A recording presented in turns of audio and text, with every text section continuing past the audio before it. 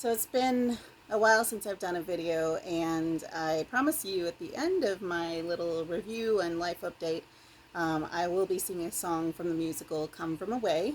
Um, so whenever you see me go quiet on social media and not post videos, it's usually a good bet that depression has once again decided to swallow me whole.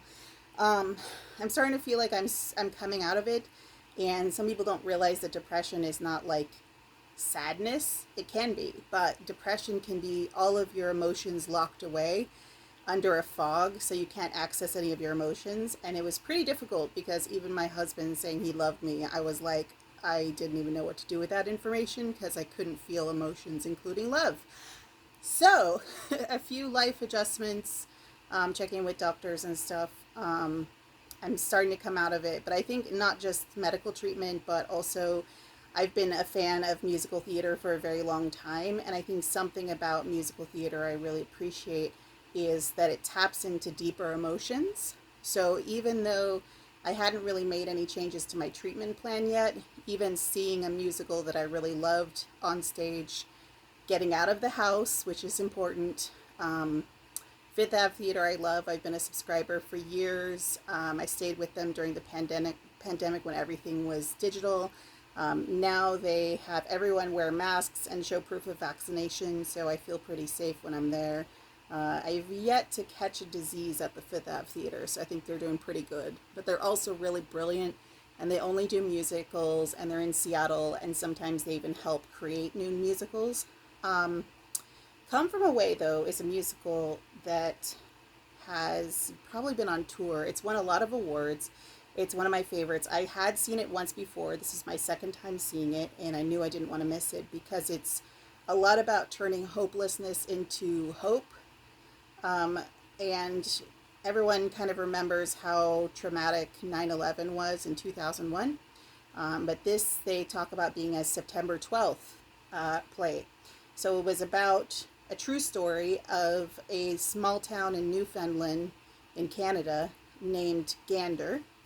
And they had a population of around 9,000. And then because of 9/11, there was an emergency landing of a lot of planes. And then their population kind of temporarily went up to 16,000. So from 9,000 to 16,000, they had to find a way to housing and giving food and meeting the needs of all these people. And there's even a character who really wanted to make sure all the animals on the planes were okay. Um, so it's an amazing, amazing play. It's truly ensemble cast, and every person in the play plays at least two people, sometimes even more than two people. They do accent changes and slight changes to their costume or appearance, like just adding a hat or something and changing their vocal accent. And they all play people in the town of Gander, but they also play people who are come from away people, which are the people who are elsewhere from all over the globe who are forced to land in Canada. But it's an amazing play. It's all about, and it's based on a true story. They also interviewed many people for the play. They interviewed uh, people on both sides of the like who had been come from away people and the people who um, were in the town of Gander because they had a 10-year reunion in 2011. So they kind of put this play together. It's wonderful. So to help me kind of break through the emotional fog I'm still feeling, and I am feeling a lot better, but and because musicals have that transformative power, that ability to tap into emotion, I'm going to sing a song called Me in the Sky. So a couple of trigger warning, content warning things about it. Of course, it does mention the terrorist attacks, and there is sort of a brief, like dark joke near the beginning that is like specifically about briefly working for a mortician. Unrelated to the terrorist attacks is just a brief little joke. I do not like the dead people stuff, but I still found it funny. So it's based on a true story of a female pilot who was the first female pilot of any American airline, and she was on one of the many planes that had to land down in Gander because they were ordered to all planes just get out of the sky. and it's kind of her life story. Now, the woman it's based on has seen this play many, many, many times, and the various women who've played her, she's met them many times.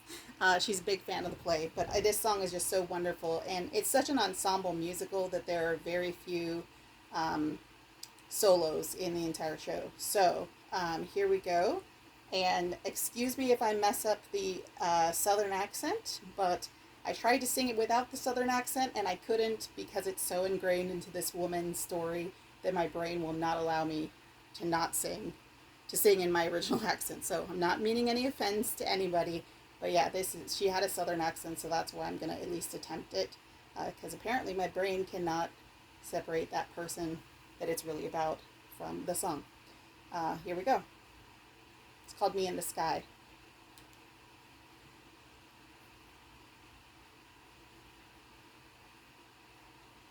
If this loads, please load, please.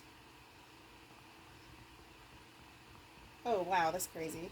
Yeah, my internet picks like the one time to not be useful. Okay, here we go. Yeah, it should start pretty soon. Oh.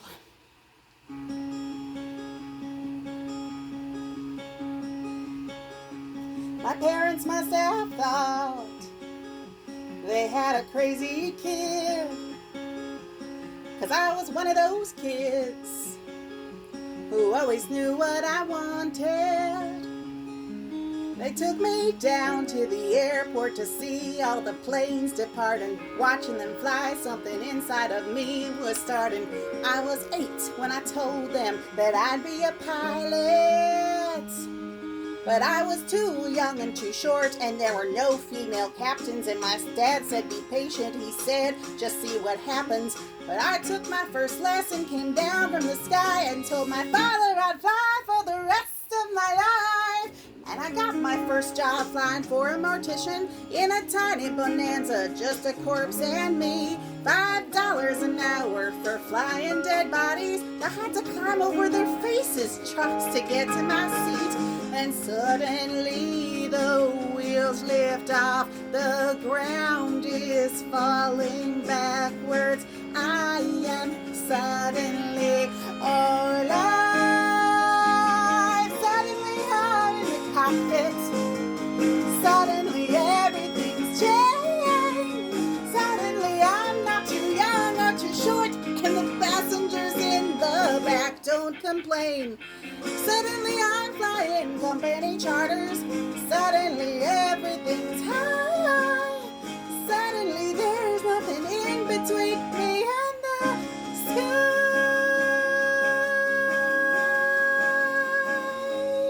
American Airlines had the prettiest planes, so I applied as a flight engineer.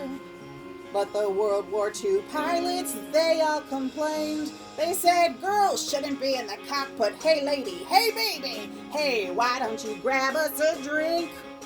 And the flight attendants were my friends back then, and they said, are you better than us, do you think? But I kept getting hired, and the World War II crowd, they retired, and the girls all thought much higher of me. 1986, the first female American captain in history. Suddenly I'm in the cockpit. Suddenly I got my wings. Suddenly all of those pilots protesting me, well, they can get their own drinks. Suddenly there's no one saying stay grounded, looking down, passing them by. Suddenly there's nothing in between me and the sky. Suddenly I've got an all-female crew. The news caught and made headlines across the world. Suddenly it stopped. No one's saying you can't, or you won't, or you know you're not anything, 'cause you're a girl. Suddenly I'm getting married, and we're putting pins on a map where we've flown. Suddenly I am a mother, and suddenly shocked at how much they've grown. Suddenly I'm wondering how my parents would feel seeing me teach meant to be pilots, 'cause suddenly I am a senior instructor, and suddenly I'm 51. Suddenly I'm flying Paris to Dallas, across the Atlantic and feeling calm.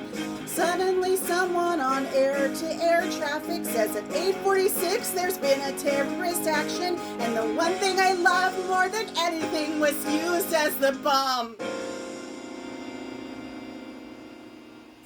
Suddenly I'm in a hotel. Suddenly something has died. Suddenly there's something in between me and the sky.